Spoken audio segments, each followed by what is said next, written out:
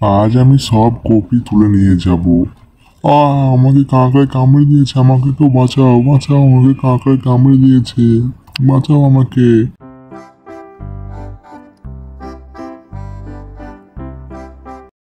একদিন সকালে যখন শিয়াল ও তার বউ তাদের ঘরে বসেছিল, ঠিক তখনই শিয়াল বলে উঠল, গিন্নি, বাড়িতে তো চাল ডাল কিছুই নেই, কি করব তুমি বলো? কাজও পাচ্ছি না কোনো, কি করব ভেবে পাচ্ছি না আমি। তোমার মাথায় যদি কোনো বুদ্ধি থাকে তাহলে তুমি আমাকে দাও না গিন্নি, তাহলে আমি কাজটা করে কিছু টাকা উপার্জন করে খাবার জোগাড় করব। আমাদের যে পুকুরটা আছে ওখানে তুমি কপি গাছ লাগাও, তাহলে দেখবা বেশ ভালো কপি হবে। এখন শীতের সময় চলছে, বাজারে কপির খুব ভালো দাম পাওয়া যাবে। তাহলে কিছুদিনের মধ্যে আমাদের সব দুঃখ কষ্ট মিটে যাবে। এরপর শেয়াল তার বউয়ের কথা মতো তাদের সেই পুকুরে কপি গাছ লাগিয়ে দিয়ে আসে।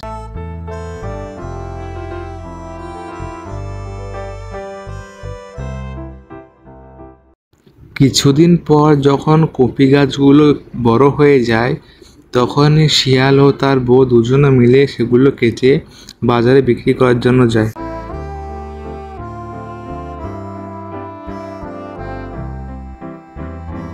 ও মিনা দিদি, তোমরা দুজনে কোথায় যাচ্ছ গো?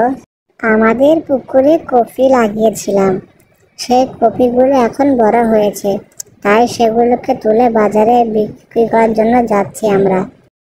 তাহলে আমাকেও একটা দিও, তোমাদের ওই পুকুরের কপি, যখন তোমরা বাড়ি ফিরে আসবে।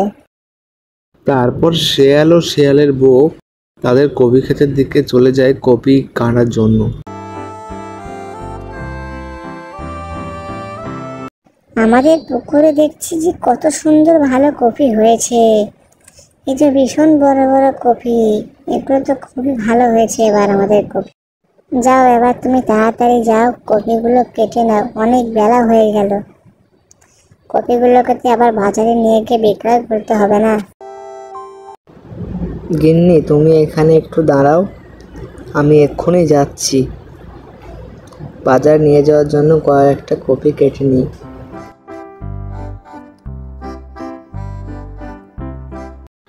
তারপর শেয়াল পুকুর থেকে কতগুলি কপি কেটে নিয়ে আসে এবং সেগুলোকে এক জায়গায় গাদা মারে।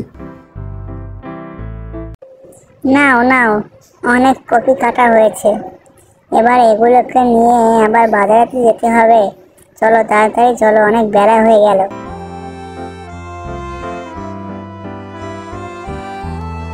ওই কপি আছে, কপি টাটকা টাটকা বড় বড় সবুজ সবুজ কপি, নিয়ে যাও নিয়ে যাও, সুস্বাদু কপি, পুকুরের কপি।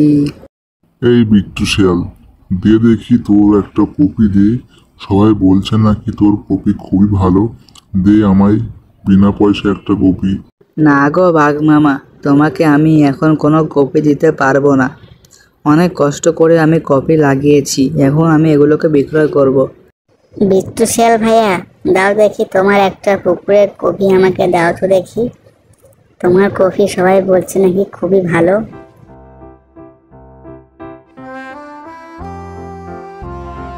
ওগো, তুমি দেখছো?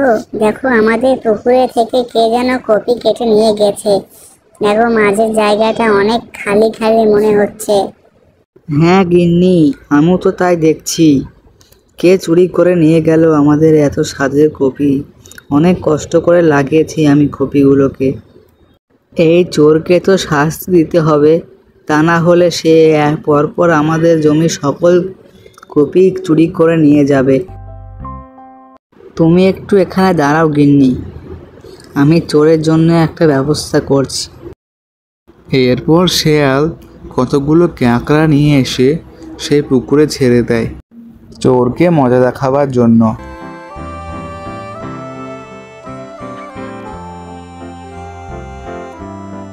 ওগো দেখো, বাঘ মামা কতটা কপি বিক্রয় করছে। বাঘ মামা তো কোনো জমিতে কপি লাগায়নি, তাহলে কপি কোথায় পেল? এরপর শেয়াল বউ বাঘ মামার কাছে চলে গেল বাঘমামা কোথায় কপি পেল তা জানবার জন্য। বাঘ মামা, তুমি এত কপি কোথায় পেলে গো? তুমি তো কোনো জমিতে লাগাওনি, তুমি কি আমাদের জমি থেকে তুলে নিয়ে এসেছো কপি? কেন আমি তোমার জমি থেকে কপি তুলতে যাব কেন? তুমি ছাড়া কি আর কেউ কোনো কপি গাছ লাগায়নি? তুমি আমাকে বলছো চুরি করেছি?